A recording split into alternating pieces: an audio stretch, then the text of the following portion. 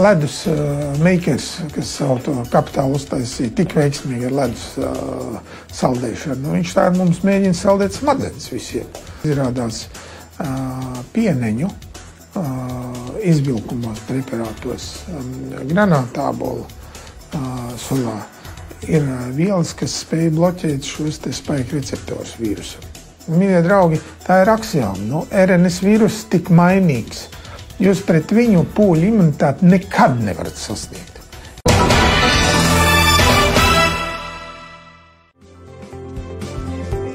Šī vīrusa ierašanās atnesusi cilvēkiem izvēli būt brīviem. Mēs redzam to, kā sistēma cenšas izmainīt cilvēka dabisko esību. Viss notiekušais šķiet kā fars, kurš ir mākslīgi radīts, bet ar konkrētu nolūku. Jautājums ir ar kādu nolūku? Atbildes uz šo jautājumu nedodas rokā viegli. Bet mēs, Brīvvalsts TV, tiecamies pēc patiesības. Esam gatavi strādāt, lai arī jūs to uzzinātu.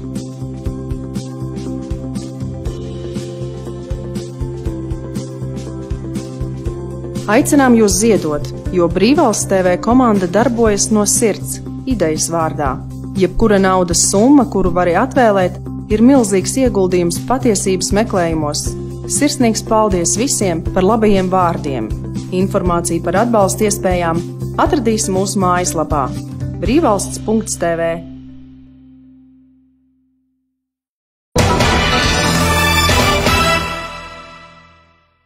Iznāk tāds paradoks, ka tests ir neprecīzs, falši pozitīvs, falši negatīvs.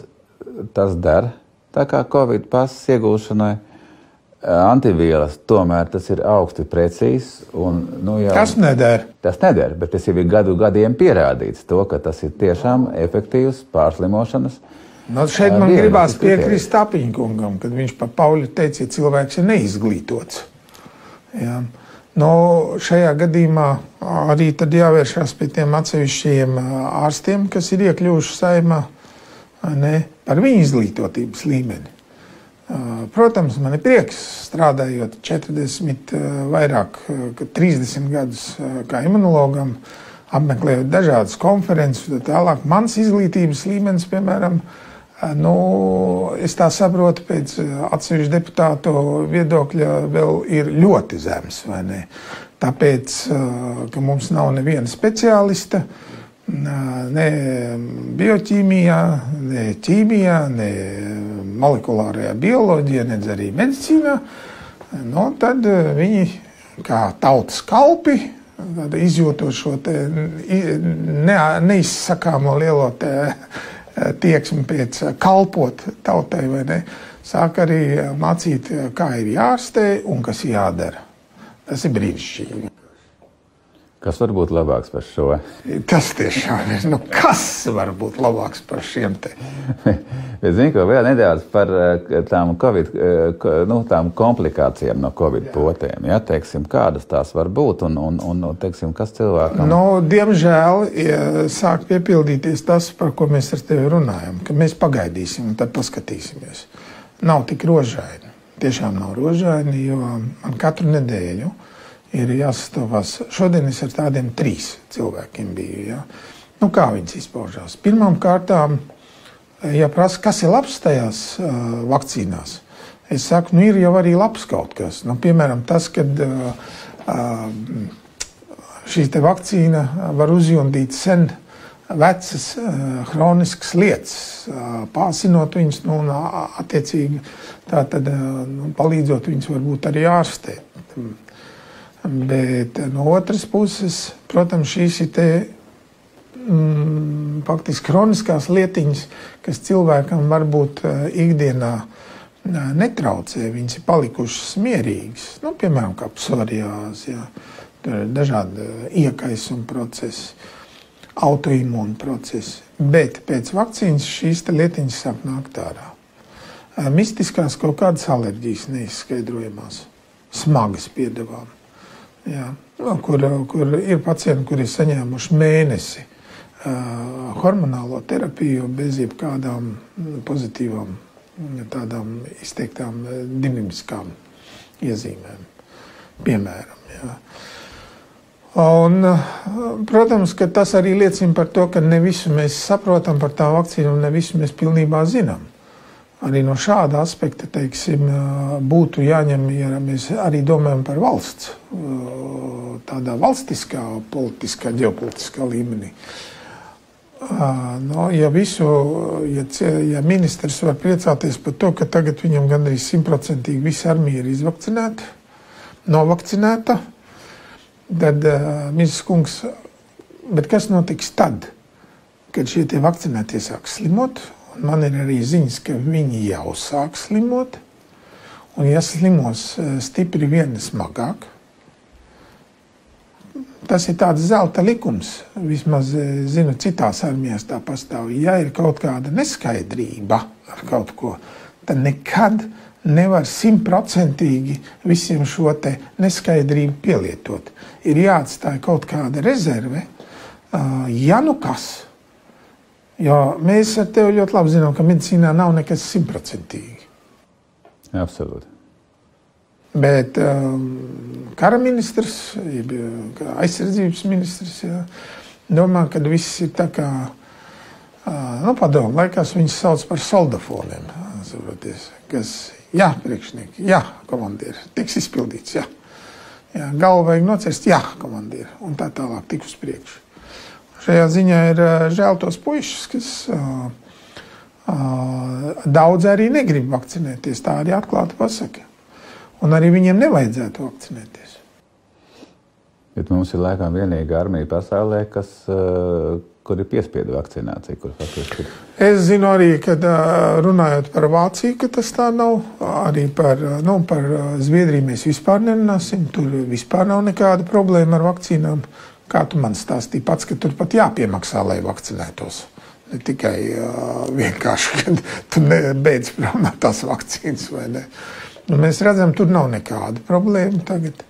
Tā tad ekonomiskās problēmas, kā mēs varam atrisināt ekonomiskās problēmas, ja tie cilvēki burtiski stūrī tiek dzīti.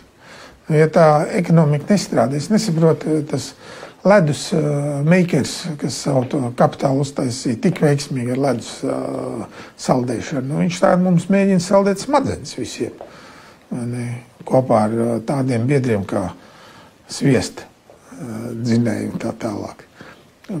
Tā jau vairs ir jāsaprot, ka tā ir valsts. Tā jau nav savu biznesu kaut kāda tur, attīstīšana vai nepatīk viens, tad dūlītās mēs otrādāk izdarīsim, kur ir izdevīgāks biznesa piedāvājums. Faktiski šādajā sakarā vēl 20. gadā, skatoties Perevoško kunga, tas ir galvenais mums tas, kā viņš tur ir, epidemiologs vai kas tur skaitās. Dažas viņa aktivitātes jau tik tālu bija man novedušas, kad prasījās gandrīz vai tiešām sazināties ar pareizajiem dienestiem un pajautāt, vai viņi negribētu papētīt, vai tas tomēr nav saistīts kaut kādā veidā ar valsts drošības jautājumiem. Jo tik stulbs lēmums pieņemt, acīm redzams. Redz, bet tagad tu pieminēji valsts drošību. Jā? Man kādreiz bija neilgu laiku atpakaļ Skrīdas kungam. Tu pieminēji deputāts, jā, viņam bija bažas, kad es ar saviem izteikumiem apdraudu valsts drošību. Jā, viņš ierosināja lietu policijā, ierosināt lietu policijā, lai viņi izmeklē. Bet faktiski, redz, tas, ko tu teici, ja, ka mēs tagad nošpricējam visu armiju, ja lielam procentam, tu saki, 50%, teiksim, ir vēža iespējamība. Ja, vai, teiksim, autoimūnas saslimšanas, respektīvi, ja mums kaut vai pusi armijas iziet no ierēna. 1/3 daļa jau būs problēma. Kas notiek? Ja mēs nevaram, teiksim, karavīri ielikt tankā, mēs nevaram viņu, teiksim, pacelt helikopteri gaisā, ja? Tikai tāpēc, ka nav kas to iziet, tāpēc, ka viņi ir slimi. Ja? Tas pats ir ar policiju, tas pats ir ar ārstiem, tas pats ir ar skolotājiem, ar pedagogiem. Tas nozīmē, ka faktiski mums visas tās atslēgu, tās galvenās, tās mēzglu punkti nolikts uz pauzi. Jā. Un tas nozīmē, ka varbūt ka tad lieta ir jāierosina pret Kariņu un Pāļotu kungu sakarā ar valsts drošību, jo šis ir vistiešākais. Respektīvi, jā, un jo šis ir vistiešākais valsts drošības apdraudējums.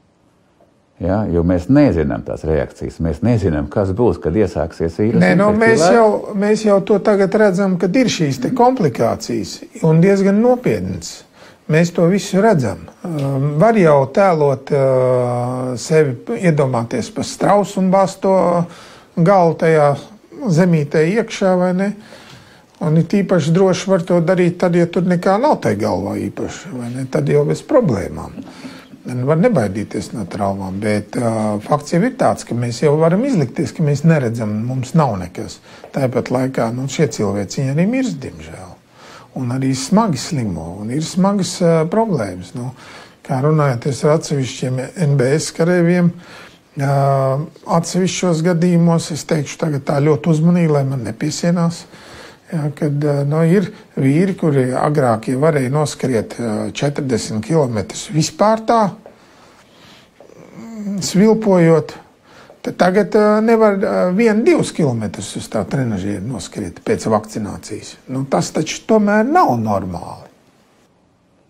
Jā, tas nozīmē, ka komplikācijas ir, un viņas ir nopietnas. Un neredzēt un izlikties, ka mēs viņas neredzam, tas ir klaišs noziegums pret savu tautu. Es jau tā varētu arī noteikti teikt. Un līdz ar to es esmu tikai ar tiem deputātiem un par viņiem, un arī pārējos es aicinu domāt, kas tomēr saprot to lietas nopietnību un saprot, ka varbūt tomēr naudu mistiskām vakcīnām tērējot, varbūt ieliksim to naudu kaut vai tajā pašā Larifānā.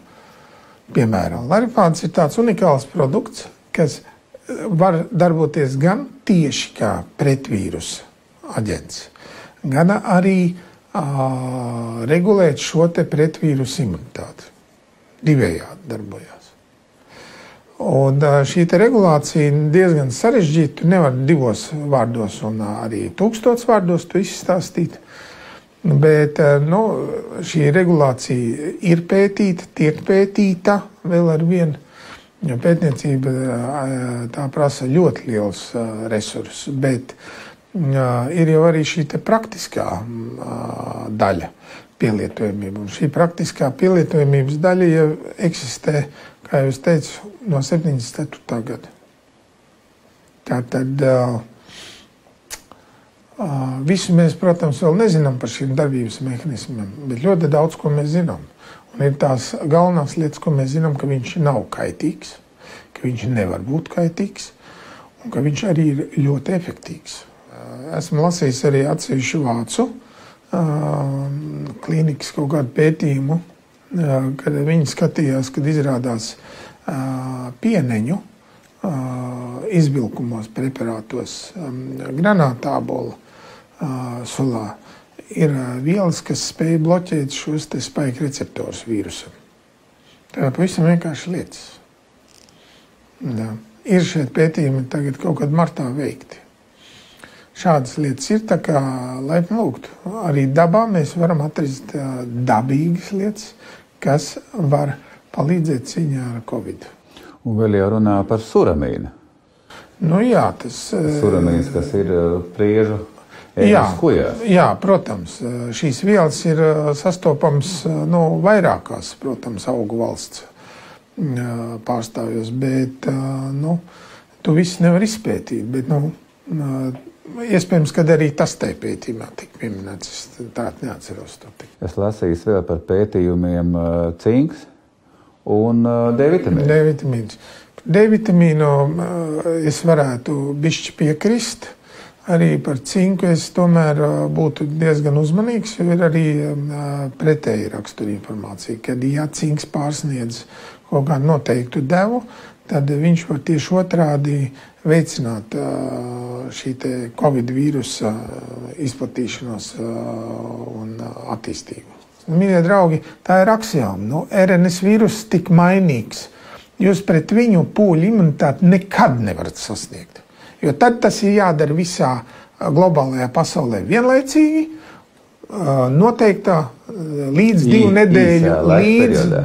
nedēļu laikam. Un viss. Savādāk nekāda imunitāte tur nebūs un nekāda pūļa imunitāte neko tur nepasargās. Bet tad ir vēl jautājums par, tagad mūs baida par D variantu, delta variantu. Tur arī interesanti, jo es klausījos atkal vienu pārraidi par Angliju, kad runāju. Izrādās, ka tur šis delta variants ir skāris tos, kas ir vairāk vakcinēti bijuši pamatā. Tad viņi izskatīja, cik bieži ir bijuši tie, kas saņēmuši 1 devu, cik bieži, kas ir 2 devus. Un jāsaka, ka tā lielākā mirstamība bija tieši vērojama no tiem vakcinētajiem. Mirstība? Jā, tieši mirstība, jā. Ko viņi salīdzināja un skatījās. Tas arī tāda dīvaina. Tas nozīmē, ka nomira vairāk vakcinētie nekā nevakcinētie. Jā, un šeit arī teorija faktiski strādā, jo tikko tā vakcīna sāk strādāt, par to jau ir tas tāds, kāpēc speciālisti arī baidās par tām vakcīnām. Kad tikko vakcīna sāk strādāt, tā viņa novirza faktiski uzmanību no citiem iespējamiem vīrusu apdraudējumiem, jo ir aizņemta ar kaut kādu viena šī te vakcīnas izstādītā jautājuma risināšanu. No tā vienkārši runājot. Ja. Šajā gadījumā notiek tas paradoks, kad it kā vakcinēts, viņam it kā vajadzētu būt stipram, bet cita kāda vīrusa infekcija vai līdzīga noved šo organismu līdz nevēlamam pasliktināšanās līmenim. Tas nozīmē, ka organisms ir aizņemts ar kaut kādu vielu izstrādi pret koronavīrusu, bet piemēram, citu koronavīrusu, jā, bet viņš var nomirt no adenovīrusa vai arī no šīs te pašas izmaiņas. Jo skaidrs, ka, ja tev tiek izstrādāts tikai pret šo te receptoru noteiktu antivielas, vīrusi jau mainās. Tā taču nav noslēpums. Visi normāli pētnieki un zinātnieki to visu arī saka par šo te paaugstināto mainību. Iedomājieties, viena aminoskābīte nomainās vīrusam šajā te receptorā, ja? Šī te funkcija var tikt saglabāt, piesaistīties pie attiecīgā receptora, bet jau antivielas vairs neveidosies tik precīzi, un tā var nonākt pie gala rezultāta, ka šī vakcīna arī nav tik efektīva pret šo jauno vīrusu. Bet tad mums ir jāatgādina laikam tas, ka jebkura no vakcīnām, vecās, jaunās, jebkuras, viņas vienmēr ir šauri specifiskas. Protams, it īpaši tā ir Covid vakcīna. Viņa ir šauri specifiska vakcīna, jā. Viņa nav plaša aptvēruma. Un kaut vai to pašu elementāro gripu paņemsim. Kāpēc tad mēs katru gadu veidojam kaut kādu jaunu vakcīnu? Ja? Acīm redzot, tāpēc, ka šī imunitāte tomēr nav tik pārliecinoša. Un gripas vakcīnām pat vislabākajām, kas ir 4 valentās gripas vakcīnas, efektivitātes 60–65% tikai. Bet par šīm vakcīnām jau arī mēs runājam. Šie pētījumi, es gribu redzēt konkrēti, kur tika veikti šie pētījumi, kas tās bija pa klīnikām un tā tālāk. Kas ir šie te pētnieki? Nosauciet viņu vārdus, lai mēs viņus zinām zinātnē. Kas ir šie pētnieki, kas pasaka, ka jā, vakcīna labāk nodrošina šo te antivielu izstrādi. Ja ir pētnieki, citi zinātnieki un kolēģi, kas saka, nē, tas tā nav. Kāpēc man ir jātic tieši tiem, kas saka, ka tas tā ir? Ja praksē es redzu pilnīgi pretējo savā kliniskajā praksē. Un to tu redz, citi redz, mūsu līdzgaitnieki to redz. Kad tomēr tā nav, kā saka, tā kā komunismu laikās. Mums teica, taču borēt.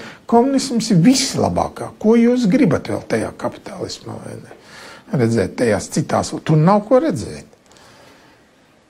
Labi, un noslēgumā varbūt, ka